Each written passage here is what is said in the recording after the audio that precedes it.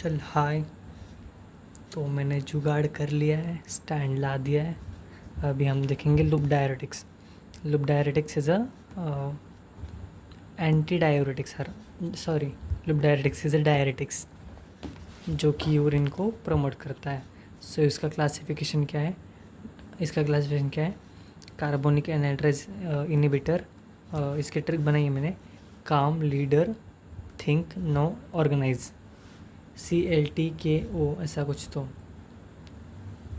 तो बना सकते हैं। तो फिर इसका क्लासिफिकेशन क्या है? ड्रग एक्ट ऑन, देख ये एक डायग्राम है, इधर PCT DCT ऐसा कुछ तो लिखा है मैंने। तो तुझे सिर्फ ये याद रखना है, drug act on carbonic anhydrase inhibitor. उसका क्या है? जो अमाइड उसका सफिक्स है, एसिटाजोलामाइड, डार्सोजोलामाइड, ब्रिंजोलामाइड। इसको मैंने कैसे याद रखा है? एसिटल, ये ब्रिंजल जैसा है ना, इसलिए एसिटल, ब्रिंजल और डोर, ऐसे याद रखा है मैंने। फिर another is loop diuretics, that is frusemide and torsemide, जो कि हम ऐसे क्यों के लिए पढ़ेंगे अभी। फिर तीसरा है थायाजाइड्स। थायाजाइड्स के दो एग्जाम्पल है, क्लोरोथायाजाइड एंड हाइड्रोक्लोरोथायाजाइड। ये तो तुझे याद हो जाएंगे, ठीक है। फिर चौथा है पोटेशियम स्पायरिंग डायरेटिक्स, उसको एल्डोस्टेरोन एंटागोनिस्ट भी बोलते हैं, स्पायरोनिलोलैक्टोन ऐसा कुछ तो नाम है उसका। फिर फिफ्थ है ऑस्मोटिक डायरेटिक्स, जो कि मैनिटॉल एंड ग्लिसरॉल। क्लासिफिकेशन तुझे याद कर ले तू, clever, leader, think, know, organise, ऐसा। तो अभी ना हम देखेंगे लूप डायरेटिक्स का। सो लूप डायरेटिक्स कहाँ पे एक्ट करता है? Ascending loop of Henley. So loop diuretics का ना एक्शन बहुत कम होता है, तो 2 या सिर्फ 3 घंटे के लिए डायरेटिक्स ये करता है। सो इसका मैकेनिज्म ऑफ एक्शन है कि लूप डायरेटिक्स इनहिबिट करता है किसको? Sodium, potassium and chlorine transporter. Inhibit sodium, potassium, chlorine transporter and promote the excretion of sodium and chlorine in the urine. So inhibit किसको करेगा? सोडियम, पोटेशियम एंड क्लोरीन को। And excretion किसका करेगा? Sodium and chlorine का, potassium का नहीं। तो ठीक है, पोटेशियम यहाँ पे बच जा रहा है। तो ठीक है, तू ये याद कर ले। फिर अभी इसका मैकेनिज्म ऑफ एक्शन कैसा है? असेंडिंग लूप ऑफ हेनली पे एक्ट करता है।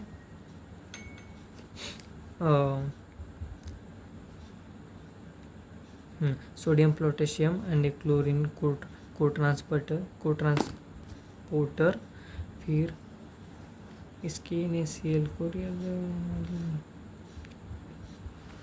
मैकेनिज्म ऑफ एक्शन हो जाएगा, ठीक है। फिर अभी इसका यूज़ देख लें लूप डायरेटिक्स का।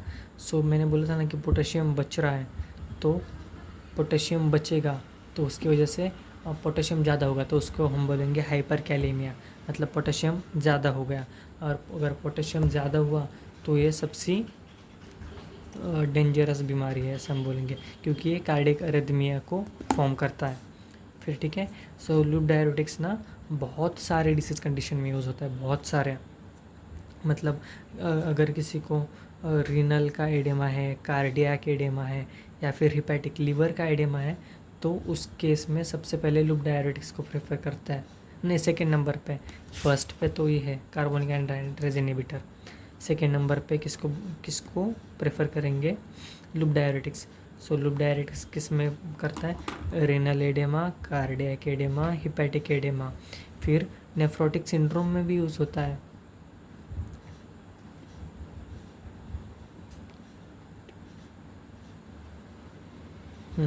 नेफ्रोटिक सिंड्रोम में भी यूज़ होता है, ठीक है।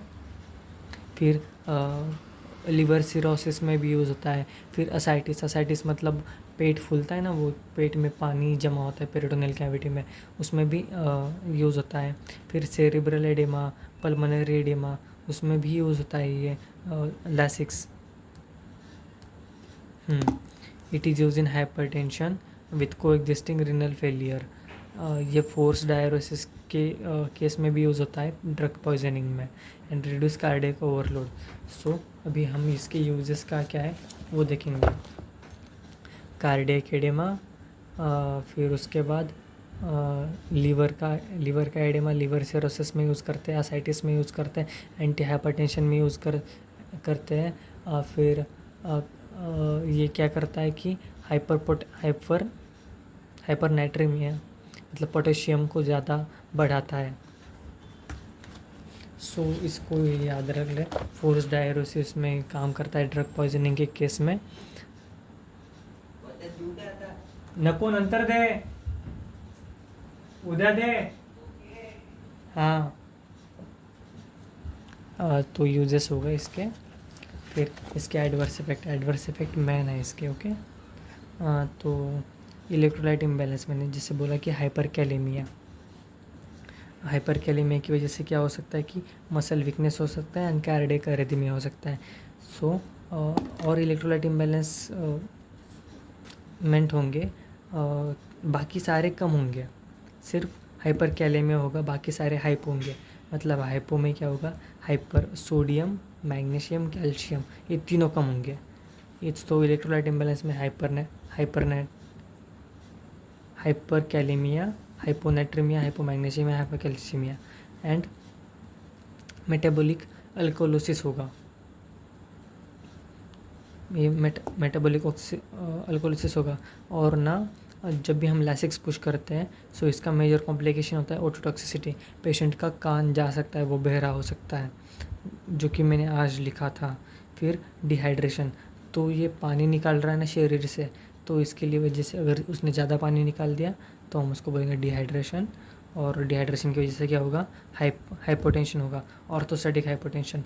और जो भी डाययूरेटिक्स है ना वो सारे नेफ्रोटॉक्सिक है, मतलब किडनी के लिए घातक है। फिर सल्फा एलर्जी हर किसी डाययूरेटिक्स में है, प्रेजेंट होती है। फिर another is hyperglycaemia and hyperlipidaemia. So इसके एडवर्स इफेक्ट हम कैसे याद रखेंगे, इलेक्ट्रोलाइट इम्बैलेंस में 4 चीज़ें, हाइपर कैलेमिया होगा, हाइपर नाइट्रेमिया, हाइपो मैग्नीशियमिया, हाइपोकैल्शियमिया, ये तीनों कम होंगे।